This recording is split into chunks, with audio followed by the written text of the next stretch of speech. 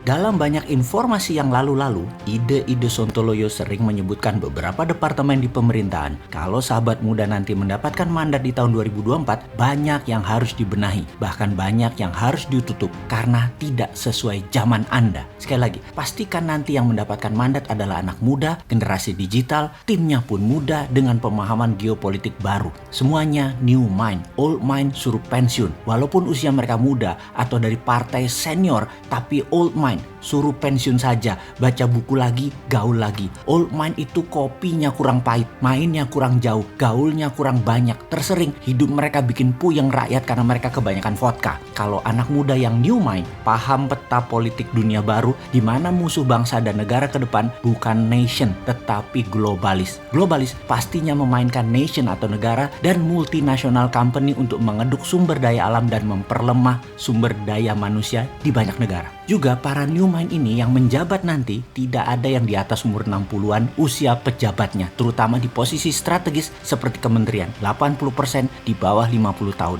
Mereka muda, patriotik, nasionalis, NKRI, garis lurus. Lalu ada beberapa departemen seperti banyak dalam tulisan sebelum ini yang harus ditutup. Salah satunya adalah departemen sosial. Departemen sosial sebaiknya di bawah Pemda, bukan di bawah kementerian. Diatur di bawah pemerintah daerah. Dari dulu, tempat ini adalah sarang korupsi dan semua orang tahu. Juga departemen sarang korupsi lainnya yang harus ditutup adalah Kementerian BUMN. BUMN tidak di bawah kementerian lagi. Anak muda pemegang mandat nantinya sudah paham sekali ketidakmanfaatannya BUMN di bawah kementerian. Karena bisa jadi mesin uang pribadi atau kelompok mengatasnamakan pemerintah atau negara. BUMN di bawah kementerian bukan lagi badan usaha milik negara, tetapi harus diganti badan usaha milik pemerintah, BUMP. Kalau caranya seperti saat ini. Dan itu jauh beda banget. Pemerintah dengan negara itu beda. Eksekutif dengan nation itu beda jauh. Hanya yang tidak paham cara bernegara lah menganggap keduanya sama. Atau ada pejabat yang pintar memelintir makna bernegara demi kepentingannya. Dan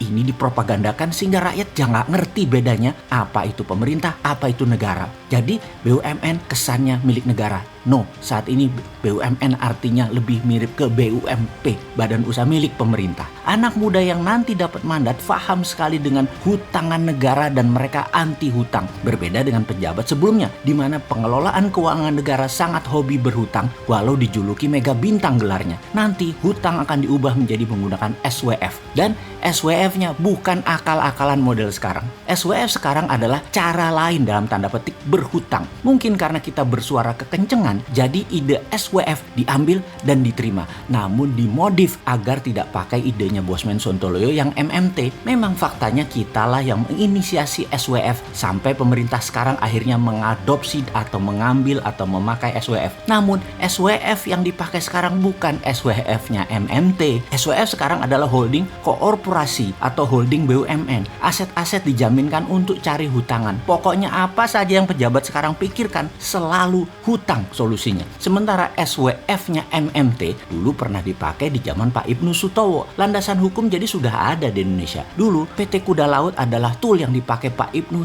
dengan jenius. Indonesia kala itu tidak punya uang untuk membangun, namun mentalnya tidak cari hutangan seperti pejabat-pejabat sekarang. Perusahaan itu adalah BUMNK, Badan Usaha Milik Negara Khusus, yang kemudian hari dikenal menjadi SKK Migas, Satuan Kerja Khusus Migas. Masih di bawah departemen, menerbitkan SWF yang dibeli oleh banyak negara. Catatan, dibeli bukan dijaminkan. Perlu dirinci. Oke, kita rinci. Banyak negara kecil seperti Singapura, Fiji, Timor Timur, Swiss misalnya, mereka tidak punya sumber daya alam. Salah satu strategi printing money adalah harus ada jaminan. Setuju ya, ini hukum pasarnya. Kalau otak pejabat mega bintang penuh prestasi dan dikagumi IMF serta World Bank tersebut, jaminannya untuk rupiah printing money adalah dolar. Wis, hebat ilmu beliau. Kita lanjut ya. Kita ke Swiss, di mana 150 tahun yang lalu mereka membangun Swiss Metal Bank, di mana mereka membeli emas, platinum, palladium, dan berbagai metal berharga. Lalu metal-metal ini setiap tahun kan harganya naik. Dengan basis tabungan metal berharga tersebut, Swiss franc dicetak dan dijadikan mata uang terpercaya. Sehingga Swiss sampai saat ini dianggap safe haven country untuk meletakkan uang-uang internasional. Kalau negara lain mau cetak duit perlu jaminan tadi, maka SWF adalah negara yang punya mineral alam menjual aset mereka di muka. Saudi dengan SWF Aramco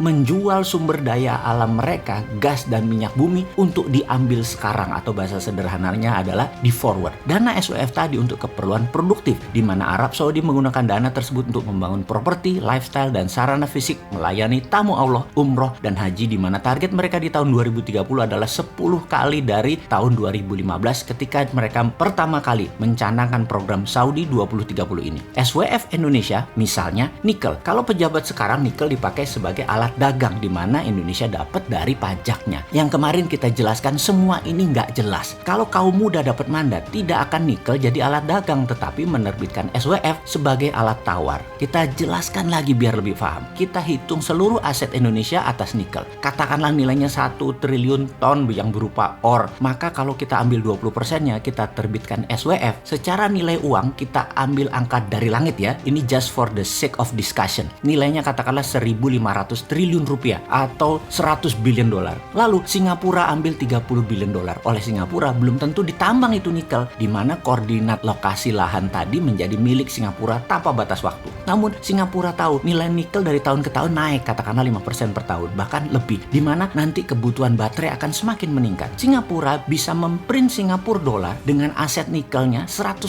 dari nilai sekarang. Katakanlah Singapura mau memprint Singapura dolar senilai 60 billion dolar. Ya bisa saja, toh 10 tahun lagi nilai jaminannya dengan uang yang beredar di Singapura sama. Apalagi ditambah yang dicetak nilai 60 billion dolar tadi untuk sektor produktif Singapura, yang membuat Singapura menjadi negara entertainment, lifestyle, dan financial country. Itulah SWF Indonesia yang akan diterbitkan, di mana ada sisi lain untuk Indonesia printing money, yaitu dengan jaminan tembaga misalnya. Indonesia mau printing money berbasis aset koper, bisa kita hitung aset nasional atas tembaga dan 20%-nya kita terbitkan printing money. Sudah deh, nggak utang kita, juga nggak usah beli seperti Singapura atau Swiss. Indonesia ini dikaruniai aset alam yang luar biasa. Jadi kalau mau printing money ya udah diblok aja area itu. Beda sama Singapura atau Swiss, mereka harus beli dulu dan belinya dari SWF. Pokoknya begitu deh sederhananya. Sayang ya, sekarang kepinteran yang jadi pejabat-pejabatnya. Makan sekolah asing ketinggian, melihat Indonesia itu kecil, pi, cenik.